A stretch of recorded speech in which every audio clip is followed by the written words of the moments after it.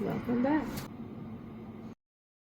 Bleh. What's up? Welcome back to Arrest Reality Recaps, where we cover all things 90 Day Fiancé, trash reality TV, and garbage human beings. This week's episode pissed me off so much I was actually angry watching this. Let's get into it.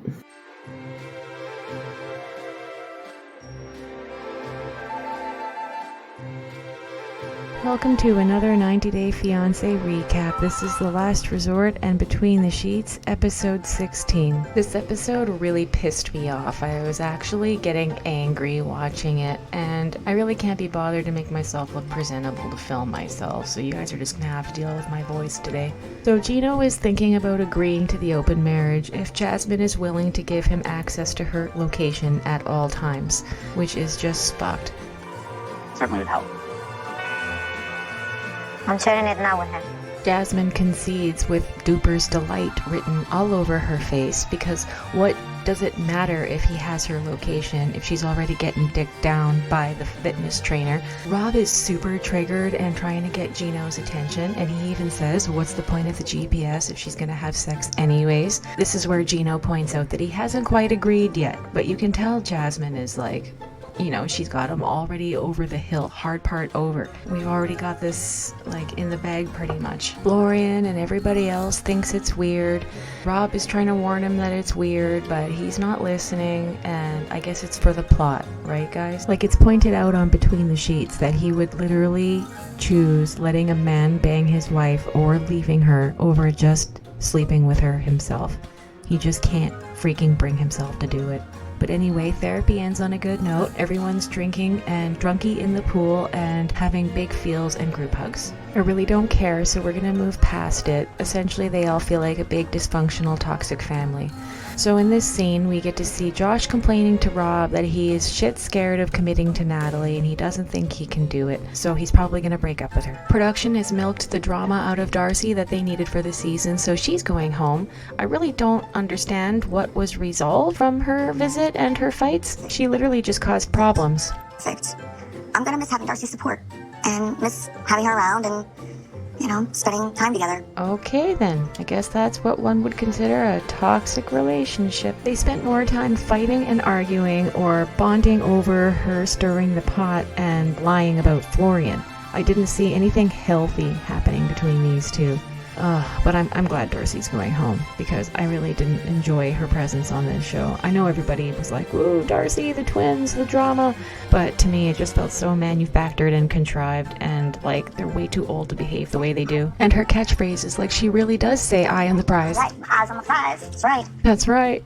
Very matter of fact of her. Okay, so the next scene we got Jasmine and Gino shopping for more bathing suits.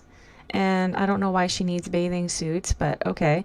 This is where she starts twerking and shaking her body and her bum around and humping the air, and Gino just looks so disgusted with her. He has no desire for her whatsoever. It's just written across his face. I guess this is the moment where he made up his mind and he decided that he was willing to go through with the open marriage. I don't believe Jasmine's being honest because she's looking up while talking to him.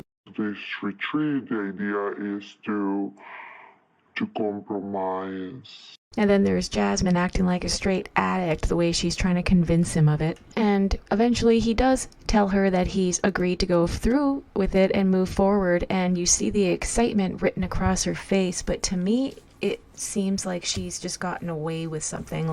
She can't believe it. You can see the disbelief, but I also think that she was probably already cheating and she's really, really excited that she's gotten away with it. That's just my opinion. Gino's a fucking weirdo, because in his mind this is him saving his marriage because he doesn't want to lose her, but he just can't bring himself to bang her, so he's just gonna go ahead and let this other guy do it. Like how he says he needs to take action. You're not gonna take action by, say, dicking her down or anything. No. You're just gonna take action by sitting in your cuck chair and letting another man take action. Oh man, you fool.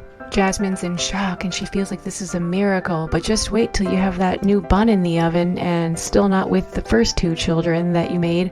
I mean, if it was any other relationship, I wouldn't have so many negative opinions about it, but because it's these two and all their shit's been fist fucked down my throat for so many years, I'm annoyed with both of them. I think they both suck, and I just want them to go away. And if they're on the single life and on the next season, then I don't know. They're both feeding each other and us a bunch of bullshit about the rules and the dynamics, like if anyone starts falling in love or catching feelings, it has to end. What about babies, Gino? How do you feel about babies being made? Is that a rule that exists or not? I'm just curious. Gino doesn't want to meet Matt, and Jasmine thinks that's weird. And then he asks her, would you want to meet the person that I end up with? And Jasmine says, absolutely. And I'm thinking, yeah, so she can figure out who this chick is and then murder her later. I don't think Jasmine's gonna be okay with sharing Gino. I just don't. See, she's so concerned about not being allowed to be with Matt that it makes me think that she's already been with Matt. This next scene is really dumb, so I'm gonna try and get through it quickly. It's one of their last group therapy sessions together. They all have to think about where their relationship is at and say one word that establishes that. So, starting with Rob and Sophie, he feels steady and she feels confused. Brandon and Julia, Brandon feels momentous and Julia feels family. See, she's agreed to go for the test on whether she's fertile or not to get the second opinion, but she's not exactly sure if he's agreed to allowing her parents come out and live with them. Next we have Jasmine and Gino. Jasmine, the first word that comes to mind is evolve, and I can agree that that's astute, that makes sense, and Gino says come back, and I think he's just deluding himself, but he's saying that moving forward with the open marriage is gonna fix their marriage, and Rob is giving the most bombastic side eye ever. He has the most negative opinions about this, I think, and I think it's a lot of his own insecurities that he's projecting. On Between the Sheets, Reba said the same thing, so I think that makes it correct. Obviously, Florian thinks this whole situation is just bugged too. He doesn't agree, but he makes the best comment ever. Gino won't need porn anymore because he can just watch Jasmine and Matt. What a burn.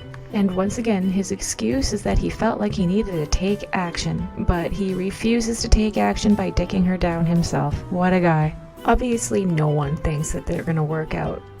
Obviously, everyone thinks that they're going to end very soon after this starts, and Rob points out that as soon as she goes home, she's going to start hooking up with Matt right away, and is he going to be okay with that? And he tells them both that he thinks at some point they're both going to be really unhappy because of this decision. And I don't think he's wrong, but I think we all know that Jasmine's already been hooking up with Matt, and there's no stopping this train. Next up, we have Stacy and Florian. Let's just move right along, please. Remember how Florian answered the last time? He said that he trusted her with everything? Well, this time his answer is better. This guy is so profound with his words. Stacy feels conflicted, and I guess I can understand why. She points out that she has to move past her trust issues from the history of cheating, and she just has to choose to trust him. Josh finally dumps Natalie after milking it and dragging it out all season for clout and money. This next scene made me so mad. I was actually angry watching this scene. I think we can all agree that even though Natalie is crazy and kind of a mean girl bitch, she's jealous, insecure, impudent, petulant, childish, all the things that a nearly 40-year-old woman should be grown out of. Oh yeah, another stupid scene. In the middle of Josh dumping Natalie, and the therapist asks, Natalie, do you accept this? What the fuck is she supposed to say? No, I do not accept. She is still a human being, and she deserved to be treated better than that. And this ironically broke Stacy's heart more than hers, because I think she's in shock. She actually said she was relieved that he finally just told her the truth and let her go. And I think we can agree that she's been trying to cut him off for years, and he keeps coming back, breadcrumbing, and getting her hopes up all over again. And someone pointed out that this cycle will just continue again because they have this toxic cycle that is built on a foundation of lust, and it's just really sad. I felt really sad for Natalie, and I really hated Josh. So now we have Jasmine and Gino in the hotel room, and they're discussing how they're gonna move forward with Matt, because Gino doesn't want to meet him, but they agreed that they should probably have a conversation. Next time on 90 Day Fiancé, everyone is drinking together, and you all know what that means. It can only be a recipe for disaster. Rob inserts himself on what Jasmine and Gino have decided and suggests that she find find another guy. This makes Jasmine super emotional because she's already been getting dicked down by Matt, probably already pregnant by him at this point. But Rob points out that if he can go 9 months, she should be able to go 9 months, and Sophie's sitting there like, bruh. And in classic Jasmine fashion, she storms out cursing everybody because they don't understand her. Stacy is confused about the future and feeling uncertain, and Julia tells Brandon that if he is uncertain about whether he wants to support her parents, then he should just not bother coming to the recommitment ceremony. Oh, just super selfish of Julia. Like, who wants to live with anyone's in-laws, never mind divorced? I think that Gino is agreeing to go along with something that he is not ready for. There is no consideration for, oh, okay, what will it take for me to be intimate with my wife? See, even Reba, the sex therapist, is basically saying the same thing as me. It's completely whack that he's willing to consider an open marriage and let someone else dick his wife down before even bothering to consider doing it himself, which would maybe prevent the need to even have an open marriage in the first place. It's just completely messed up. And yeah, their relationship just seems dead. It's just dead in the water, guys. Like, I can't even be bothered to care about it anymore because, as we know, Jasmine is pregnant with Matt's baby right now. Gino admits to Josh and all of us how Jasmine allegedly played him. She apparently told him that Matt was gay, and that was the only reason Gino agreed to this. And if that, I don't know whether I can believe that or not because it's so stupid. It's incredibly stupid. If he really believed that, then he's stupid, but the whole story sounds stupid, so I think it's made up. Josh points out, why would a gay man want to sleep with your wife? That's why gay men are gay, because they don't like to sleep with women. You got played, fool. The next never-before scene also really pissed me off. It was a chat with Sophie and Natalie, and Sophie is such a two-faced little twat here. I forgot how this conversation went. No, you didn't. Anyway, you can see how thrilled she is that Natalie's coming to approach her. But this scene is actually quite endearing of Natalie. She approaches Sophie with coffee and tries to make amends and apologize for the way she treated her before. She offers her friendship if she does move to LA. And, you know, it appeared like they had a nice little bond over how men make women crazy, but no. And it's weird because she actually tried to hang out with me, to dinner with me. And I told the girl, I'm like, no, like, we're not friends. She sees me as a competition. Why would I want to be friends with a woman that sees me as a competition and makes things that mean something about me? Absolutely not. And I think she kind of thinks I'm a little bit pushover. I don't know what it is. So Sophie can't accept her apology. She wants to remain a victim. I was already caught up into a situation where I was weak and I attacked you and colonialism. Yeah. And I felt like an idiot. Yeah. See how Sophie just sits there agreeing with her? She's such a two-faced little twat. Like, I just can't. I don't like Sophie anymore. I just can't even with her. And it's funny how Rob points out, watching this scene, how she has to blame men. But reality is she wants to blame Natalie. Why is she acting that way? They look like the calm ones and they haven't done anything wrong. That's not true. But Sophie fake bonds with Natalie on camera by shit-talking Josh by his age and how he looks. Like, I don't think you should take it serious. Who's getting old? They both call him an old player and that he's not Peter Pan, and Josh just laughs this off and insists that he's just like a fine wine getting better with age, and that if they want to call him a player or Hugh Hefner or any other complimentary humble brag style name, that he's completely fine with. I really can't stand Josh. Him and his weird body and his big ears and his asshole using player ways. I really don't like him. And yes, everyone's gonna jump up and say he financially supported Natalie. He took care of her monetarily. That's the relationship they had worked out, so be it. But I feel really bad for her biological clock that's been ticking away and he's just been wasting her time. But I guess that is her getting her just desserts and karma, comeuppance, whatever you want to call it, for the way she treated Mike. The next never-before scene is another sex therapy session with Reba. She has all of her BDSM toys laid out, and it's supposed to be a playground of exploring yes, or some nonsense like that. Essentially just to spice things up in these stale-ass relationships. Brandon dons a gimp leather mask and decides to become an alter ego of himself. He's Sex Man. He's acting completely ridiculous, but he's making Julia and everybody laugh, so that's great. I wouldn't call that arousing or much of a turn on, but it was funny.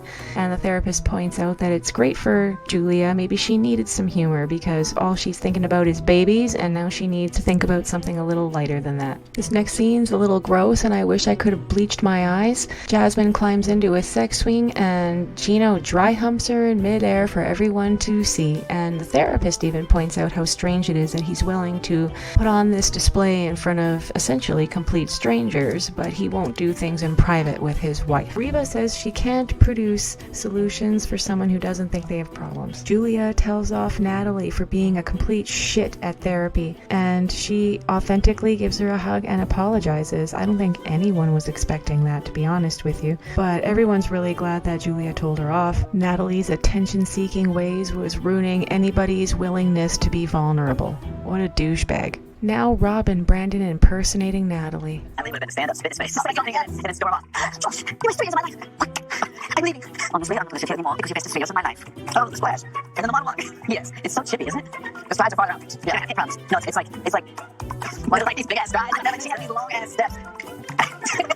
That concludes recap of Between the Sheets and The Last Resort for this week, guys. Thanks so much for tuning in. If you liked this video, don't forget to hit the like button on your way out and check your subscription status, please. Much appreciated. Take care. Bye.